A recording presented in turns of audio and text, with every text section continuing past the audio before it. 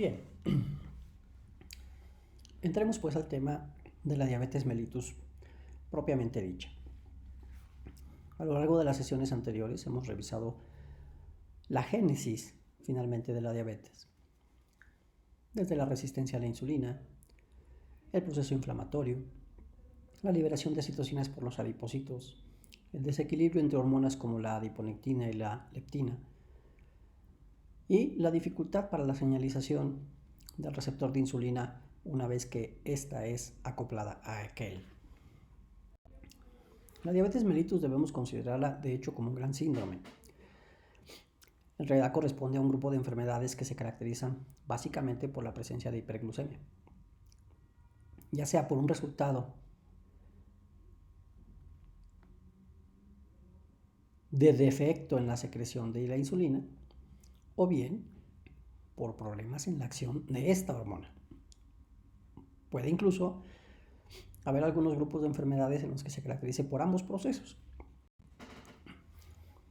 Es muy clara las alteraciones, o son muy claras las alteraciones que se producen por la hiperglucemia crónica, tanto a mediano como a largo plazo, y la disfunción que causa en distintos órganos. Los más clásicos son conocidos de ustedes: ojos, corazón, riñón, vasos sanguíneos finalmente. ¿Cuál es la prevalencia de la diabetes conocida en nuestro país? Estos datos también son extraídos de la encuesta de salud y nutrición de 2012. Los tienen ustedes por intervalos de edad, de 20 a 29, menos del 1%, pero conforme va subiendo la edad a partir de los 30 años, vean ustedes la progresión.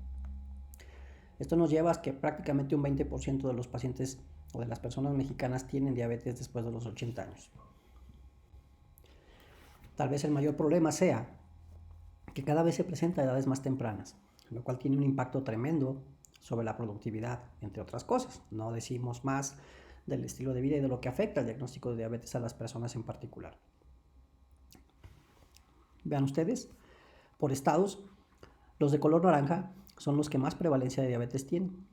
Está Veracruz, está Nuevo León, Tamaulipas, Durango y el Estado de México y Distrito Federal. Bueno, Ciudad de México. Ellos son los que tienen mayor prevalencia de diabetes en el país. La forma de clasificar la diabetes es en diabetes tipo 1, diabetes tipo 2, otros tipos en los que están incluidos diabetes gestacional, diabetes secundaria, diabetes tipo MODY. La diabetes gestacional merece una mención aparte sin duda, por el impacto que tiene y porque somos una población de riesgo. Nuestras mujeres son una población de riesgo. Bueno, empecemos por categorizar los niveles normales de glucosa. Un nivel normal de glucosa va de 60 a 100 miligramos al día. Arriba de 126 miligramos en glucosa de ayuno, en 2 ocasiones se considera como diabetes. Y los rangos entre 100 y 126 o 125, como lo quieran ver, tiene un nombre específico: es glucosa de ayuno alterada o deterioro de glucosa de ayuno. Así lo pueden encontrar en la bibliografía. ¿Cómo podemos hacer el diagnóstico de diabetes mellitus? Bueno, tenemos 4 formas principales de hacer el diagnóstico. En primer lugar, una glucosa casual. El término casual se refiere a que no sea en ayuno, o sea, como sea. Si está por encima de 200 miligramos, pero tiene síntomas de diabetes, es decir, poliuria, polidipsia, polifagia, entonces eso constituye una diabetes mellitus. El segundo método, la segunda forma, es una glucemia de ayuno por arriba de 126 miligramos por decilitro, en 2 ocasiones, con 8 horas de ayuno como único requisito. La hemoglobina glucosilada, que es una proteína que se mide, la hemoglobina, y se puede determinar el grado de glucosilación. Básicamente lo que va a reflejar eso es a qué niveles de glucosa ha estado expuesta esa hemoglobina. El valor normal es que esté por debajo de 5.7%. Arriba de 6.5 constituye un diagnóstico de diabetes. Entre 5.7 y 6.5 no tiene un nombre específico, pero es algo anormal que se engloba en el concepto más general de lo que es prediabetes. Una consideración importante con la hemoglobina glucosilada es la técnica con la que se realiza.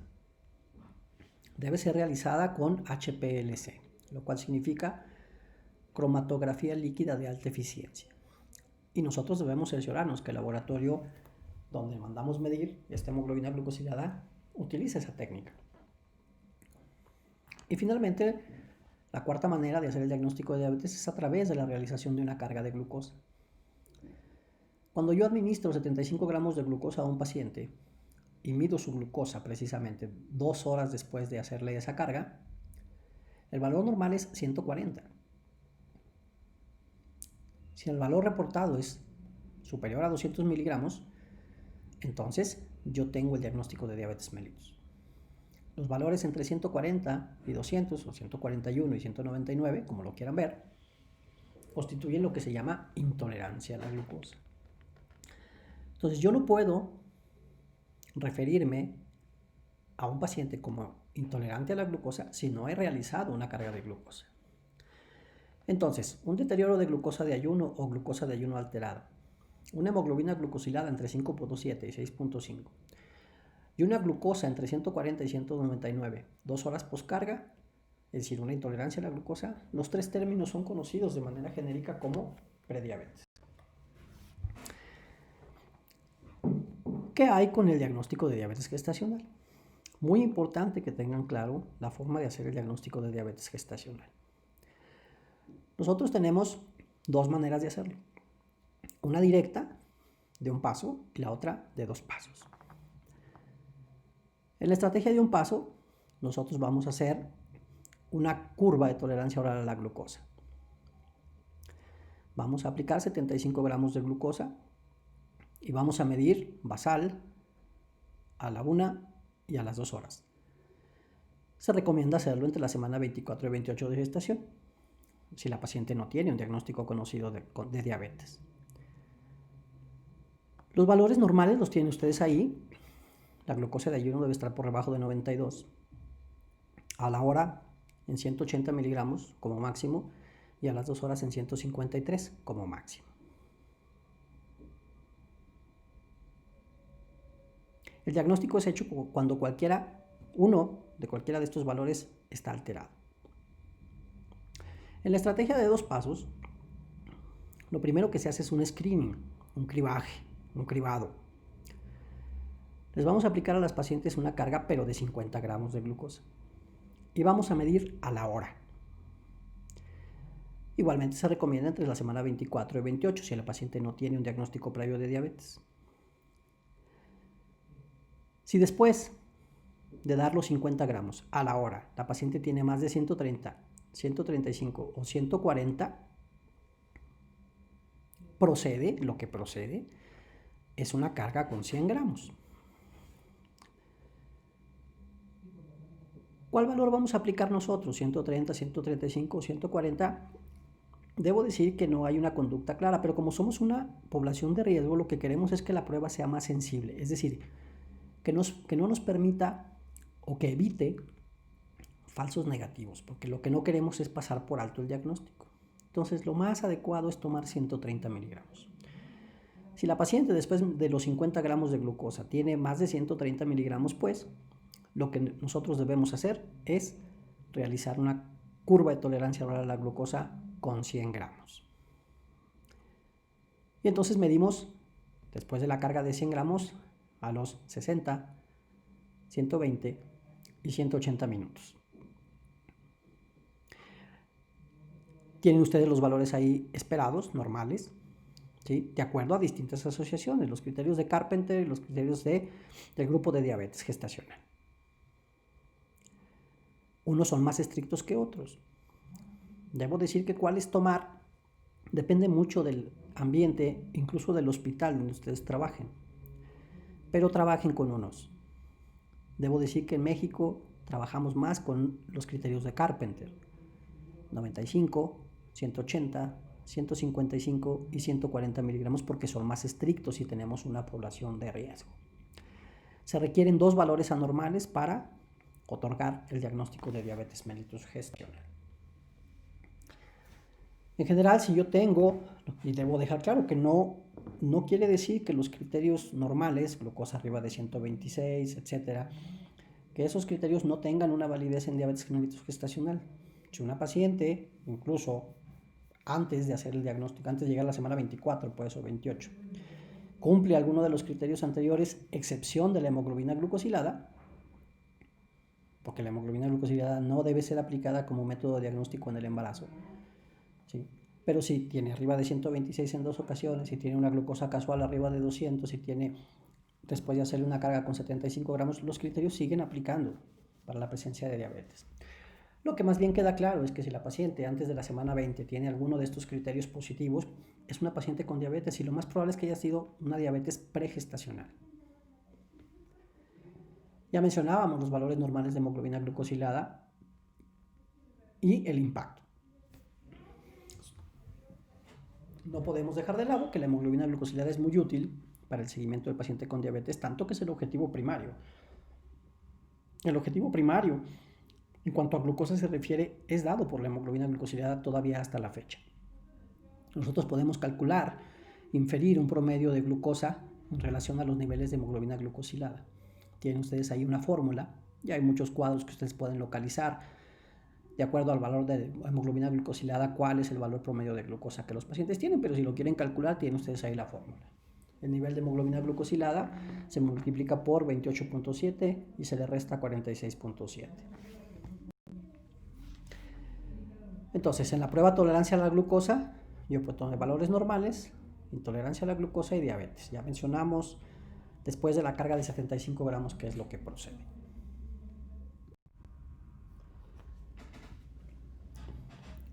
Hablemos pues en primera instancia de la diabetes mellitus tipo 2. Bueno, esta enfermedad es una enfermedad multifactorial. Lo que sabemos es que hay factores ambientales y factores genéticos que influyen en ella, y no solo que influyen en su presentación, sino también incluso en la severidad de la enfermedad. En su fisiopatología participan una gran cantidad de factores. Inicialmente hay dos, que fueron de hecho los primeramente descritos. Una resistencia a la insulina, la cual ya hemos comentado ampliamente, y un defecto secretor de la célula beta, el cual también ya hemos comentado. La influencia de la lipotoxicidad y la glucotoxicidad en la función secretora de la célula beta ya la hemos abordado. Bien, ¿cuál es la historia natural de la enfermedad? Como ya hemos dicho, y lo representamos en una gráfica previamente, aquí hacemos el diagnóstico de diabetes, pero tenemos claro que desde mucho antes ya había problemas, ya sea en la función de las células beta, primero con una sobrecarga en su función, que las hacía producir una mayor cantidad de insulina tratando de compensar una resistencia. Pero una vez que hemos diagnosticado diabetes es porque ya tenemos problemas en los niveles de glucosa, se empiezan a elevar. Conforme la glucosa se va elevando, la resistencia a la insulina se va estabilizando y la disfunción de la célula beta va progresando, va decayendo la función de la célula beta. Otro asunto interesante en esta gráfica es que tanto las complicaciones macro como microvasculares, sobre todo las primeras, se empiezan a desarrollar desde etapas mucho más tempranas. Ya habíamos comentado los estudios que han intentado demostrar la presencia de aterosclerosis en etapas tan tempranas como los 6, 7, 8 años, lo cual ha resultado en una evidencia incontrovertible de que los problemas se vienen desarrollando desde mucho antes de que nosotros los diagnostiquemos. En años previos, pues, la fisiopatología era mucho más simple. Sabíamos que había, debido a la resistencia a la insulina, un aumento en la producción hepática de glucosa, una disminución en la captación de glucosa por las alteraciones en los GLUT, en los glucotransportadores, derivados de una menor funcionalidad de la cascada de la PI3K, con menor expresión de glucotransportadores y menor introducción de glucosa a la célula. Lo cual traía como consecuencia finalmente alteración en la función de la célula beta, y finalmente los tres factores eran los más conocidos que se desarrollan. Sin embargo, ahora nos encontramos acá. Tenemos una serie de procesos fisiopatológicos que se han visto relacionados con el desarrollo de diabetes. Entonces ya no todo es tan simple como hígado, menor captación de glucosa por tejidos periféricos, básicamente músculo, y una disfunción de la célula beta. Entonces sí, en efecto, sabemos que hay una disminución en la secreción de insulina, pero tenemos un menor efecto incretina, un incremento en la secreción de glucagón, un incremento en la reabsorción renal de glucosa, la disminución en la captación de glucosa por tejidos periféricos, un incremento en la lipólisis, un aumento en la producción hepática de glucosa e incluso disfunciones en neurotransmisores a nivel central. Trataremos de mencionar los aspectos más relevantes de cada proceso. ¿Qué pasa con el fallo de la célula beta? Bien, todos estos factores contribuyen a que la célula beta disfuncione, falle. Desde un asunto genético, básicamente con la expresión de este gen TCF7L2, la resistencia a la insulina que obliga a un hiperinsulinismo, el cual es un proceso finito, el depósito de amiloide, que es una proteína que termina afectando la producción normal de insulina por la célula beta, las alteraciones en el efecto incretina y la lipo y glucotoxicidad. Todos estos son factores que contribuyen a que la célula beta falle. ¿Cuánto tiempo le lleva? Es tremendamente variable de paciente a paciente. Es una enfermedad poligénica, ya lo habíamos comentado en las sesiones previas. Los genes más asociados con el trastorno en la función normal de la célula beta y en que ésta se agote, ¿sí? Hay dos genes principalmente relacionados, el KPN10 y el que ya mencionaba TCF7L2. Ambos contribuyen a una falla de la célula beta. El primer gen codifica para la calpaína 10, que participa en el mecanismo de secreción de insulina y en la apoptosis de células beta, así como también en la utilización oxidativa de la glucosa por el músculo. Todos estos procesos se ven afectados. Y el otro gen es un factor de transcripción involucrado en la secreción de GLP-1, que es el péptido similar a glucagón tipo 1. Tiene que ver con la apoptosis de la célula beta, es decir, la favorece y reduce la proliferación precisamente de estas células beta, lo cual tendrá como resultado final una disminución en la secreción de insulina. Ya hemos platicado de estos procesos metabólicos que activa el receptor de insulina, una vez que ésta se une a él. Hemos platicado de la vía PI3 quinasa y la importancia con el transporte de glucosa. Esta glucosa es introducida a la célula y transformada en glucosa 6-fosfato de manera normal. Acuérdense de la vía MAP quinasa y todos sus factores que tienen que ver. Entonces, hablamos de procesos finalmente, como resultado final de la PI3K y de la MAP quinasa, de fosforilación y desfosforilación.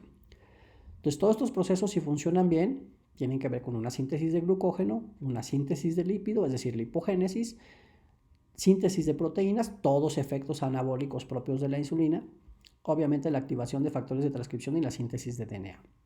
Entonces, esto no lo deben olvidar, ya lo hemos platicado previamente. Entonces, de manera más simple, el PI3K y la MAP quinasa, dos cascadas de un mismo proceso, las dos activadas por el mismo receptor de insulina. Pero el que se favorezca uno o se favorezca otra es muy importante. El PI3K favorece la captación de glucosa por el músculo y disminuye la producción hepática de glucosa. Las acciones de la MAP quinasa, es decir, proteína mitógeno activada, tiene que ver precisamente con la mitogénesis, modificación pues de la estructura génica y mantenimiento de tejidos y síntesis de DNA. Quiere decir que el proceso es necesario, ambas vías son necesarias, pero el equilibrio es muy importante. Entonces, si la PI3K no funciona bien, entonces disminuyen sus acciones metabólicas. Entonces hay una disminución en la captación de glucosa por el músculo, un incremento en la producción hepática de glucosa, mayor nivel de triglicéridos puesto que se activa la lipólisis, lo cual conlleva a una disminución de HDL y un incremento de triglicéridos hepáticos con esteatosis hepática. Todos esos procesos que ya hemos visto. Si hay un exceso de insulina por resistencia, bueno, las acciones mitogénicas de la MAP quinasa las podemos nosotros evidenciar a través de la presencia de acantosis nigricans, hipertensión arterial y el síndrome de ovarios poliquísticos, ya que hay una hiperinsulinemia compensatoria. Entonces, ¿cuáles son las acciones normales de la insulina? Ya dijimos y hemos dicho muchas veces que la insulina es una hormona eminentemente anabólica. Entonces favorece la captación y metabolismo de glucosa por las células. Entonces favorece el transporte de glucosa y favorece la glucólisis. Favorece pues el anabolismo. Sintetiza glucógeno, sintetiza proteínas y tiene un factor, una función más bien lipogénica. Disminuye el catabolismo, ya sea evitando la degradación de glucógeno o bien de proteínas o bien de grasas. Y evita la formación de glucosa, es decir, bloquea, modula el proceso de gluconeogénesis. Entonces, estas son pues algunas de las causas que nos llevan a resistencia a la insulina. Ya mencionamos la genética, ya hemos hablado previamente de la obesidad, sobre todo la que se localiza a nivel central, la inactividad física, la edad propiamente, algunos medicamentos y bueno, síndromes raros que no los vamos a abordar en esta ocasión. Todos estos trastornos favorecen la resistencia a la insulina y entonces lo que finalmente nos va a dar son estos procesos ya muy conocidos por ustedes. Una intolerancia a la glucosa o prediabetes, una diabetes mellitus 2, alteraciones en el sistema fibrinolítico, hipertensión, dislipidemia, disfunción endotelial y síndrome de ovarios poliquísticos. Ya hemos mencionado también en sesiones anteriores los datos del síndrome metabólico y su asociación con resistencia a la insulina, es decir, la resistencia a la insulina es el proceso fisiopatológico básico del síndrome metabólico. ¿Qué pasa con el proceso incretina? Las incretinas son hormonas que se producen a nivel gastrointestinal. Lo que hacen es potenciar la secreción de insulina inducida por glucosa. Tenemos dos principales incretinas. El péptido inhibidor gástrico, o bien conocido como péptido insulinotrópico dependiente de glucosa, y el GLP-1, péptido semejante o similar a glucagón tipo 1. Son las principales incretinas. Bien, en el caso del GLP-1 se produce por las células L del hilio y en el caso del péptido inhibidor gástrico por las células K del yeyuno. Ahí se producen estas dos hormonas. ¿Cuál es el papel? Finalmente lo que hacen las incretinas de manera fisiológica es, en personas sanas, después de que hay una ingesta calórica, hay un aumento en la cantidad de incretinas que libera el intestino. En personas con diabetes 2, la respuesta de incretinas a la ingesta calórica está severamente alterada o disminuida, lo cual dificulta el procesamiento, la captación de esa glucosa que se ha ingerido. En segundo lugar, se reduce la acción de las incretinas por las células pancreáticas. La enzima DPP4, que significa dipeptidilpeptidasa 4, degrada las incretinas de manera normal. Entonces, ¿qué nos va a traer todo esto? Alteraciones en la captación de glucosa por el músculo, ya que hay una disminución en la secreción de insulina. Y por el otro lado, hay un incremento en la secreción de glucagón, lo cual lleva a un incremento en la producción de glucosa. Los dos procesos tendrán como efecto final hiperglucemia. Bien, pero estas incretinas no solo tienen efectos a nivel gastrointestinal, sino que también tienen efectos a nivel central. Se sabe muy bien que el GLP-1 tiene un efecto de incremento en la saciedad a nivel central, disminuye el apetito. Como retrasa el vaciamiento gástrico, el estómago envía señales hacia el sistema nervioso central de que ese estómago está ocupado. Entonces, esa es la razón por la cual modifica la cantidad del apetito. Y también tiene axones a nivel pancreático. Ya dijimos, incrementa la secreción de insulina, disminuye la secreción de glucagón y entonces el efecto neto es una reducción en los niveles de glucosa. De ahí que nosotros lo que hagamos es utilizar medicamentos que tienen efectos análogos al GLP-1.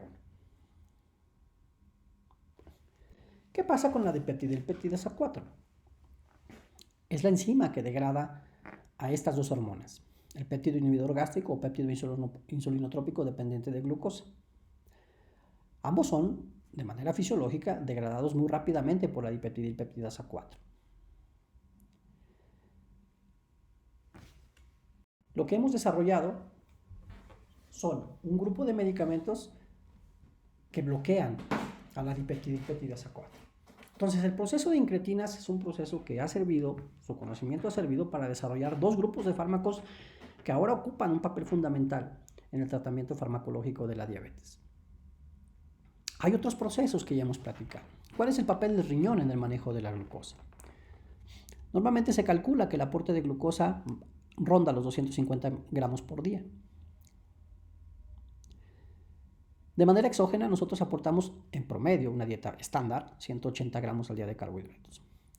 Y hay una producción endógena de glucosa que básicamente depende de glucogenólisis y gluconeogénesis, que más o menos constituye el 70 gramos al día. La captación de glucosa, de esos 250 gramos, más o menos el cerebro ocupa 125 gramos al día. Y el resto del organismo, el restante 125, es decir, más o menos 50 y 50. El riñón absorbe y recircula glucosa, reabsorbe glucosa. Se calcula que el riñón tiene la capacidad de reabsorber 180 gramos al día. Es muy importante eso. Entonces, resumen, tenemos una producción endógena de glucosa, gluconeogénesis, glucogenólisis. La dieta va a aportar glucosa y entonces llevará a un nivel de glucemia dado. Este nivel de glucemia se va a ocupar por el cerebro y por el resto del organismo y el riñón va a eliminar lo que no se requiere. Ahora, ¿cómo hace el riñón esto? Bueno, el glomérulo filtra la glucosa de manera más o menos libre y el segmento S1 del túbulo contorneado proximal absorbe cerca del 90% de la glucosa. Esto es facilitado por los receptores SGLT2. SGLT significa glucotransportadores sodio-glucosa o transportadores sodio-glucosa. Tipo 2. Hay tipo 1 y hay tipo 2. Bueno, en el segmento 1, que es donde se reabsorbe la mayor cantidad de glucosa de manera fisiológica, el SGLT2 es el responsable. En el segmento 3 se reabsorbe el restante 10%.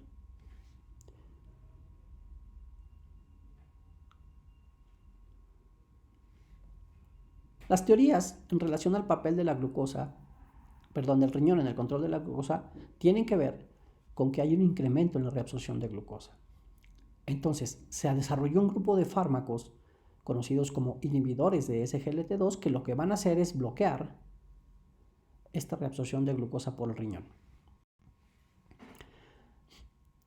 Entonces, todos estos procesos han sido ampliamente conocidos y cada vez con más profundidad, insisto, por lo que ha sido posible desarrollar estrategias terapéuticas dirigidas hacia ese proceso. No olvidemos el proceso inflamatorio. Proceso inflamatorio que ya hemos conocido a través de la interleucina 6, factor de necrosis tumoral y muchos otros factores de transcripción que facilitan el proceso inflamatorio.